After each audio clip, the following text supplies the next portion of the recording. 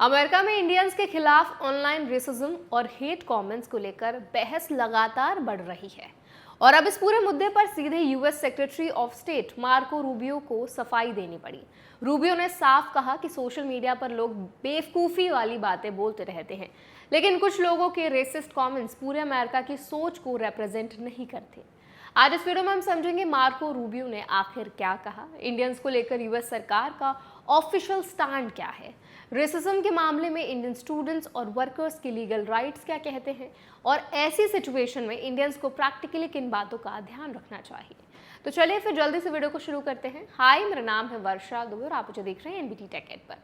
ये पूरा मामला तब शुरू हुआ जब न्यू दिल्ली में external affairs minister S Jaishankar के साथ जॉइंट प्रेस कॉन्फ्रेंस के दौरान अमेरिका में इंडियंस के खिलाफ रेसिस्ट कमेंट्स और डिस्क्रिमिनेशन को लेकर सवाल पूछा गया।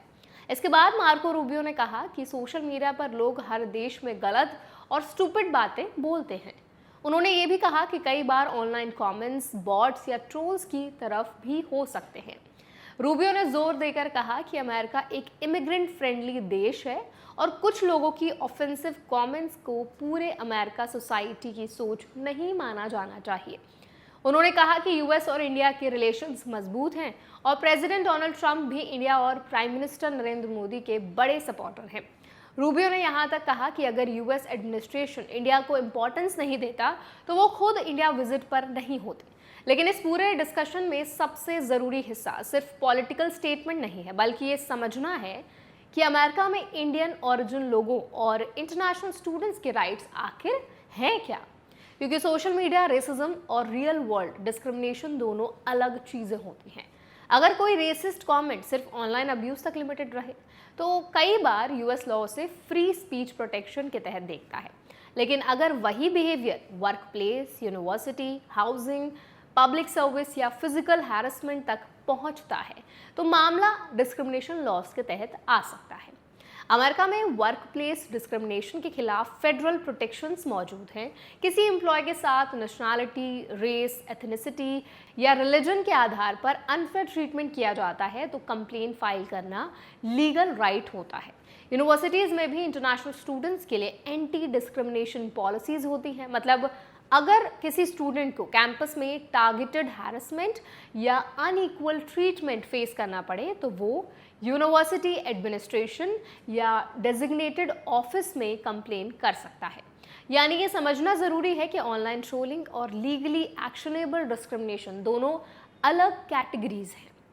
हर ऑफेंसिव कमेंट लीगल केस नहीं बनता, लेकिन हैरेसमेंट, थ्रेट्स, वर्क प्लेस बायस या डिनाइल ऑफ अपॉर्चुनिटी जैसे सिचुएशंस को यूएस लॉ अलग तरीके से देखते हैं।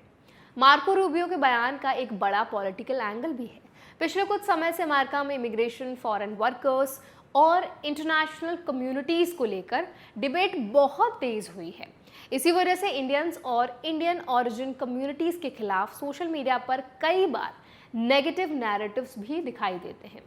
लेकिन दूसरी तरफ यूएस एडमिनिस्ट्रेशन लगातार इंडिया को स्ट्रेटेजिक पार्टनर और स्किल्ड टैलेंट सोर्स भी बता रहा है। रूबियो ने अपनी प्रेस कॉन्फ्रेंस में इंडिया को मेजर डेमोक्रेटिक अलाय कहा और डिफेंस, टेक्नोलॉजी, ट्रेड और इंडो पैसिफिक कोऑपरेशन में पार्टनरशिप की बात भी दोहराई। उन्होंने पाकिस्तान और टेररिज्म को लेकर भी कहा कि इंडिया की कंसर्न्स अमेरिका समझता है। अब सबसे प्रैक्टिकल बात इंडियन स्टूडेंट्स, वर्कर्स और फैमिलीज के लिए, अगर कोई इंडियन अमेरिका में पढ़ाई या जॉब कर रहा है तो उसे अपने legal documentation, work place policies और यूनिवर्सिटी सपोर्ट सिस्टम की जानकारी रखनी बहुत ज़रूरी है। किसी भी हैरेसमेंट सिचुएशन में इमोशनल रिएक्शन से पहले प्रॉपर रिपोर्टिंग प्रोसेस समझना ज़रूरी होता है। सोशल मीडिया पर रेसिस्ट ट्रेंड्स देखकर पैनिक करने की ज़रूरत नहीं है, लेकिन अवेयरनेस ज़रूरी है। Public spaces, work place communication और ऑनलाइन इंटरैक्शन में डॉक्यूमेंटेशन रखना कई बार फ्यूचर डिस्प्यूट्स में मदद करता है। खासकर इंटरनेशनल स्टूडेंट्स और वीज़ा होल्डर्स के लिए इमिग्रेशन कंप्लायंस और क्लीन लीगल रिकॉर्ड अब पहले से ज़्यादा इंपॉर्टेंट हो चुका है। तो आई होप ये वीडियो आपके लिए हेल्पफुल रहा होगा। अगर ये वीडियो आपको पसंद आया तो उसको लाइक करें, शेयर करें। ऐसे और वीडियोज़ के लिए, अपडेट्स के लिए हमारे चैनल एनबीटी टेक एड को भी ज़रूर सब्सक्राइब करें।